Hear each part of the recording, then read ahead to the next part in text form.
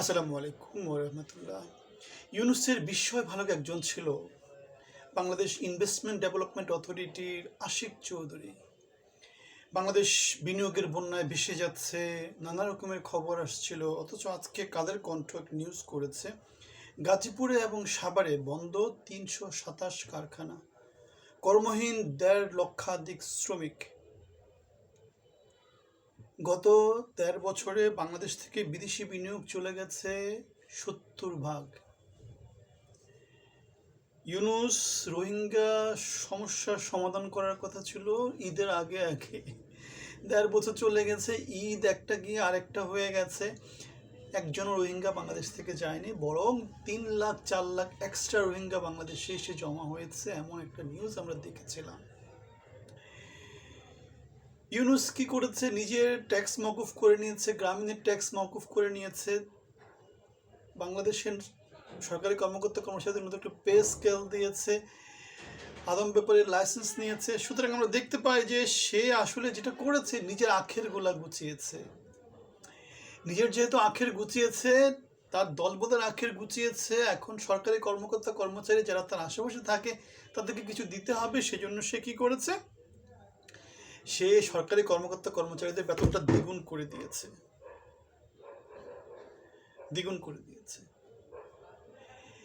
এখন এই যে প্রতারণার রাজনীতি, এই যে প্রতারণার সংস্কৃতি, এগুলা থেকে বাংলাদেশ কি বের হয়ে আসতে পারবে? রোহিঙ্গা ইস্যুটাই ধরেন না কেন, রোহিঙ্গা ইস্যুতে আপনাদের নিশ্চয়ই মনে আছে জাতিসংঘের মহাসচিব অ্যান্টোনিও গুতেরেস বাংলাদেশে আসছিল এবং রোজার ঈদের আগে আগে ইফতার টিফতার করেছিল, বাংলাদেশের পেপার পত্রিকায় নানা রকমের প্রচারণা দিয়েছিল এবং ইউনুস লম্বা একটা টুপি মাথায় লাগিয়ে সে আলোচনা দেওয়া শুরু করেছিল যে আমি আপনাদের কথা দিচ্ছি, আপনাদের আগামী রমজানের আগে আপনারা আপনাদের মাতৃভূমিতে চলে যেতে পারবেন।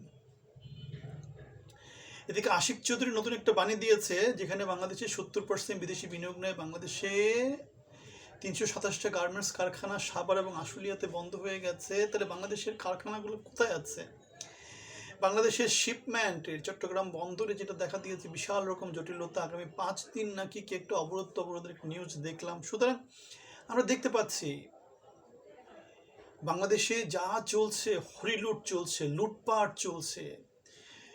বিস্ময় ভালুককে কোন জায়গা থেকে নিয়ে এসে সিনিয়র সেক্রেটারি বানিয়ে দিল, সে হয়ে গেল উপমন্ত্রী নাকি কি একটা আছে, সহকারী মন্ত্রী কিছু একটা প্রেজেন্টেশন দিল, পুরো বাংলাদেশকে সাজ রব পড়ে গেল। দিন শেষে একটা অশ্বডিম্ব প্রসব করলো।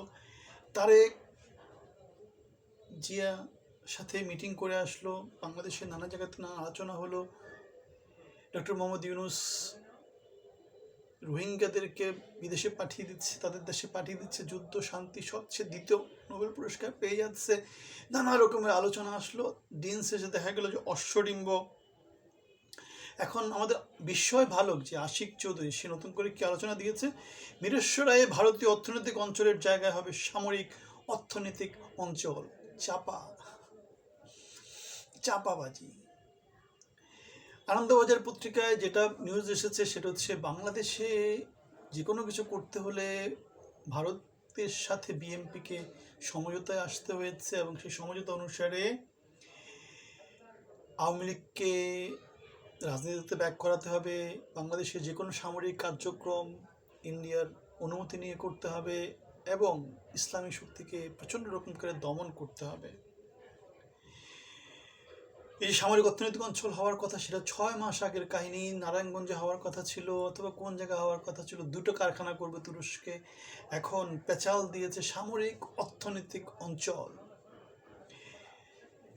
সবই হচ্ছে গিয়ে শেখ হাসিনার গভীর সমুদ্র বন্দর যেটা হয়েছে না মাতার বাড়িতে, সেটার ফলাফল।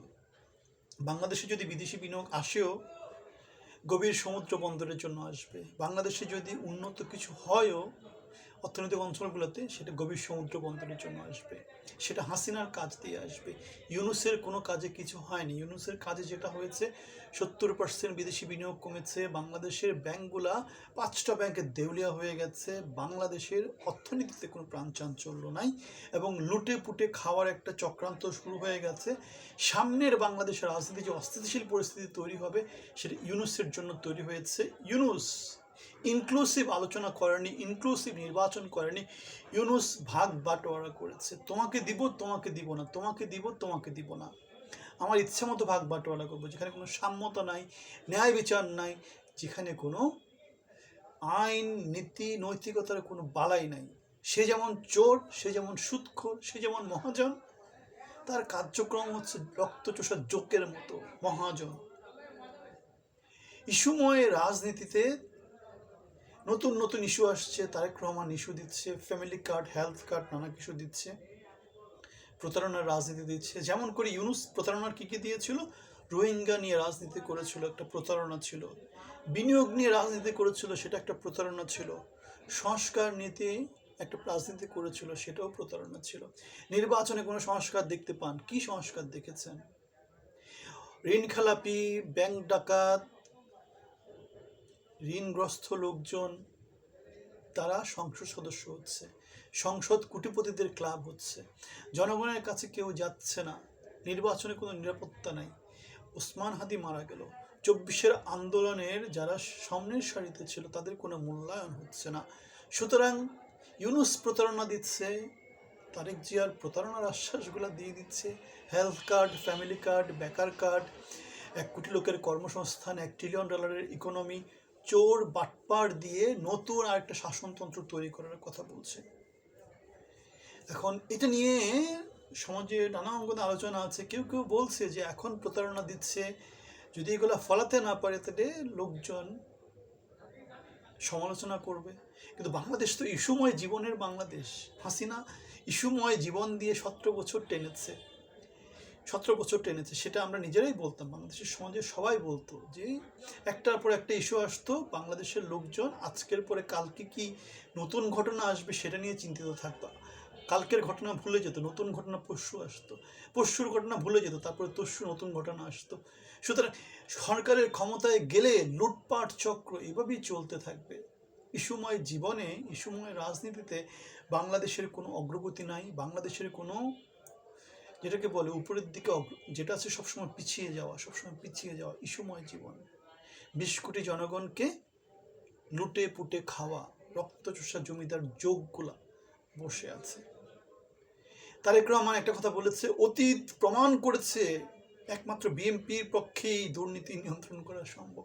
5বার দুর্নীতিতে চ্যাম্পিয়ন হওয়ার পরে, খাওয়া ভবন নিয়ে এত প্রচার প্রচারণা আসার পরে, বিদ্যুৎ নিয়ে কেলেঙ্কারি করার পরে, কৃষককে গুলি করে মারার পরে, 10টা কষ্ট মামলা নিয়ে সমালোচিত হওয়ার পরে যদি এই কথাগুলো বলে, এখন দুর্নীতিবাজ, ব্যাংক খেলাপি, কোটিপতি ক্লাব একটা চক্র তৈরি করার পরে, হাওয়া ভবন কেন্দ্রে একটা চক্র তৈরি করার পরে এখন যদি এই কথাগুলো বলে, এগুলোকে আপনারা কি বলবেন?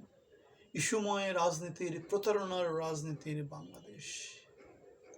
আপনাদের যদি দ্বিমত পোষণ করেন, কোথায় দ্বিমত পোষণ করেন সেটা জানাবেন। ভালো থাকবেন। আসসালামু আলাইকুম।